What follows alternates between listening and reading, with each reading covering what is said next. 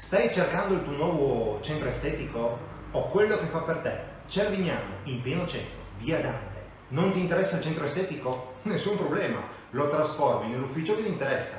Muoviti, vieni che te lo faccio vedere. Andiamo!